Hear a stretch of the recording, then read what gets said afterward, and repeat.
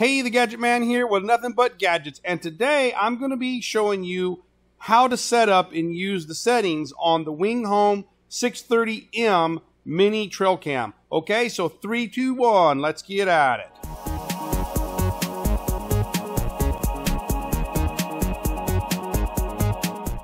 Alright guys, so let's break this baby open and see what's inside here. Okay, oh, I got to turn it around, got it upside down. Alright, I'm going to zoom the camera in just a little bit here to tighten up on that screen so you can see it. I want to see the button control, so just get it right out right there so you can see what's going on. So let's go ahead and put it on setup. Alright, turn it on. There we go. Let me angle it where it's not gotten any reflection from my studio lights here. No card. Alright, so let me do the first thing is just put a card in it. Okay, so my favorite card to use is the Samsung Evo Select. I've got a 32 gigabyte right here. I've never had trouble with compatibility with these cards in trail cameras, so I'm going to go ahead and put that in right there. Okay, so the card is in. Let me move it back here where you can see it. All right, so we need to go to the menu. Press there, and we go to menu. Okay, so the menu on this is a little bit different than a lot of other trail cameras that I've used, so let's walk through this. Okay, so the first thing is you have these different settings up here, and then you have like settings across the top and down. Okay, so we're going to do this first column right here and then move to the next column. So first we're going to start off with camera mode. Right now it's set to photo. It has the option of photo, video, and photo, or pic and video. So I like to set it down there, and we're going to go that way. All right, let's go down right here. How many shots? We have the option of 1 to 4 pictures. This is every time the camera is activated, how many pictures it's going to take.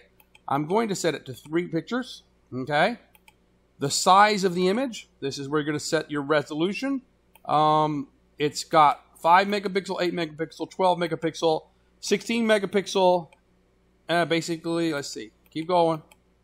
So 16 megapixel is the maximum. Okay. Now, we're going to come down to video size. This is your video resolution. It has 480p, 720p, and 1080p. Let's go down to 1080p. Always like to put everything on maximum because you only get to take the picture once, right? Okay, let's keep going down. Video length, it's set to 5 seconds. I'm going to increase that to 10 seconds. I use these for wildlife recording, and 10 seconds is a pretty decent amount of time to record an animal. Okay? Night mode, balanced. Okay, what this is it's talking about the infrared range, how bright the infrared lights are going to get to cover, try to light up an animal at night. Okay, I'm going to be using this outdoors, so I'm going to be needing maximum range. Okay, so I'll use max range. Now, if you were in tight, say you were using it in a hallway or something like that, that might be too bright. It might cause a lot of overexposure and a lot of things. So you may want to lower that. But for my purposes, I need maximum range. Okay. LED flash high. This is when it takes pictures. Instead of, it's going to flash the LEDs. So you want a bright or a low. Same thing with the night mode. You decide based on where you're going to use it. If it's an enclosed space like in a house, high may be too bright, overexposed images, you might need to lower it down. I'm using it outdoors, so max range is what I need. Camera name. If you want to give your camera a name, you can actually use this right here, and then you can give it a name, whatever you want. But I don't want to give my camera a name, so I'm leaving that off. Okay. All right, now we've gone through this column. Now let's go to the next column. Go up. PIR. This is your sensor on the camera. It's set to on. If you don't want it to pick up motion, this is what detects motion and takes pictures. So if you turn that off, it's not going to detect motion, which I don't know why anybody would turn it off. But anyways, that's what it is there for. Okay, PIR sensitivity. Let's see what options they have. They have high, middle, and low. I always start out at high. If I get too many false positive, which means the camera takes pictures of nothing, there's no real movement there, let's say a tree branch or some grass moving made it move, then you can move it down to lower. But I always start in high. And if I get too many false positives, I move on from there. Okay. PIR delay. Okay, this is, now once the sensor on the front is active and it takes a picture, then it's going to turn the sensor off for a period of time. How long it turns the sensor off is going to be controlled right here. So right now it has the delay off. So let's go turn it to on, and then we're going to tell it how long between. So it's set to 5 seconds. Okay, so the 5 seconds is your minimum, and you can set it to, let's see here, 23 hours if you want to. So basically you can set it 23 hours, 55 minutes, and 55 seconds. So basically 24 hours is the longest you can have between the delay, and then 5 seconds is the shortest. So I'm not going to use seconds. I'm sorry, 1 second. 1 second is the shortest. I'm going to set it to 10 minutes. Let's see. Go the other way. That's a good time for outdoor wildlife viewing. So 10 minutes and 0 seconds. All right. Now, okay. Time lapse. Now, if you want to use time lapse, which is basically it's going to take a picture on the intervals that you set it at, okay, which you can set it from, let's go to on. You can set it from 5 seconds to the same thing, about 24 hours in between pictures. 30 seconds is the normal time for a good smooth, like 1 day time lapse. Okay, but I'm not going to use that right now. I'm going to turn it off. Okay, so time lapse is off. Okay, work time. All right, so if you want to have the camera only operate at certain times of the day, it has 2 scheduled times. So say you want it to work between 6 p.m. and 6 a.m. So you could set it here to 1800 hours and then set this time off at 6. So that would be 6 p.m. in the afternoon to 6 a.m. in the morning. Okay, we're not going to use that function, but if you wanted another time, you could actually have a secondary time, say from noon to 2 o'clock. You could set 2 different times there. So that's pretty cool, but we're not going to use that. Let's see, okay, time lapse, go up, work time. There we go. Now, got up here to this. All right, now, this is going to be your language section. We have the choice of English. That's it. That's it. That's all we got. Choice of English.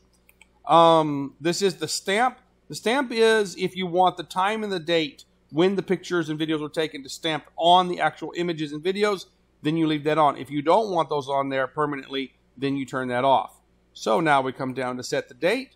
It is, let's see, 2021. Okay, 2021. And it is month 6 and day 9.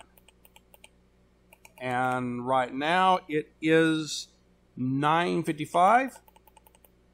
So that's 2100 hours. And 55 minutes.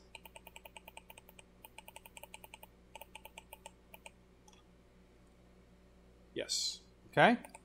All right. Now, type of battery. Now, this actually allows you to set the type of battery that you're using in the camera. Let's see what options they have.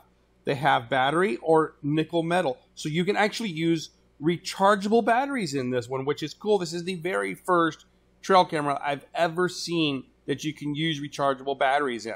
All right, and you're like, well, what's the difference? Actually, there's a huge difference between AA alkaline batteries and rechargeable batteries. AA alkaline batteries have a nominal voltage of 1.5 volts, okay? Nickel metal hydroxide batteries or rechargeable batteries have a nominal voltage of 1.2 volts. They're 0.3 volts less. Now, these batteries are placed in series. So basically 1.5 plus 1.5 equals 3 plus 1.5 equals 4.5 plus 1.5 equals 6, so on and so forth. Okay, as you add the batteries up, you multiply the amount. So, you know, you basically have 8 times 1.5 here. Now, if you had rechargeable batteries in here, you would have 8 times 1.2 volts in here, which would be, you know, this is 12 volts. If you had one, if you multiplied it, it would be 9.8 volts or something like that. It would not be a full 12 volts, okay? So most trail cameras cannot work with rechargeable batteries because they run the batteries in series and it has a lower voltage after you add them all up, okay? This one has a choice to use the rechargeable so that it operates on a lower voltage. That's very, very cool. All right, but we're using alkaline, so we'll leave it on alkaline here. Password. Now, if you want to set a password for the camera, you can. All right, I don't see a real advantage. You can actually choose your password here. I will caution you to never forget your password. Write it down. Make sure you know what it is, because if you forget your password, there's absolutely no way that I know of to reset the camera to erase the password. The password is intended to discourage people from stealing the camera, because once you enact the password, you can no longer access the menu system. You have to enter the password before you can get in the menu system. So if somebody steals the camera and they don't know the password, then they can't change the menu, so the camera almost becomes useless to them. So that kind of discourages people from stealing, but the fact is most people aren't going to check that before they steal a camera, so it does little to prevent thievery. And if you forget the password, then you're up the creek without a paddle. So choose wisely when choosing passwords and write them down. Okay, SD cycle on. What this means is loop recording. Okay, so loop recording means that if the SD card should become full at some point in time and you haven't checked your camera for a long time, if you leave it on, it will continue taking pictures and videos and start overwriting the oldest videos and pictures on the camera. If you turn it off, it will stop recording because the memory is full. Okay, so we're going to leave that on.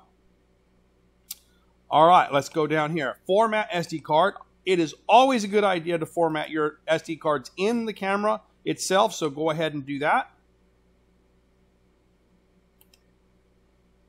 Okay, reset. If you want to reset the camera back to factory default settings, use this right here, but I just went through and programmed everything, so I'm not going to do that.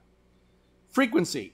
This is your electrical frequency of the camera if you're in a different part of the world. This has to do with the playability or compatibility of your actual video files. If you record in 50 and you try to play on a 60 hertz system, like say in Australia, you're not going to be able to watch it. It's kind of technical, but just believe me, if you're somewhere that use 60 hertz, you're going to want to change to 60 hertz because your videos will be unplayable if you don't. Here in the United States, it's a 50 hertz system, so we're going to leave it there. About. This is going to tell you your firmware version of your camera. So if you have trouble with the camera and the manufacturer asks for this information, it's at the very end of the menu, and that's where you find it. Okay, so we are done with all the menu settings on this camera. We've walked through each one of them. Let's go back up here. All right. And I've showed you how to use the menus, how to use the button system, and what each menu system means. Well, I hope you enjoyed this video. If you have, please like, subscribe, and comment. Until next time, this is a Gadget Man saying, I'll see you later.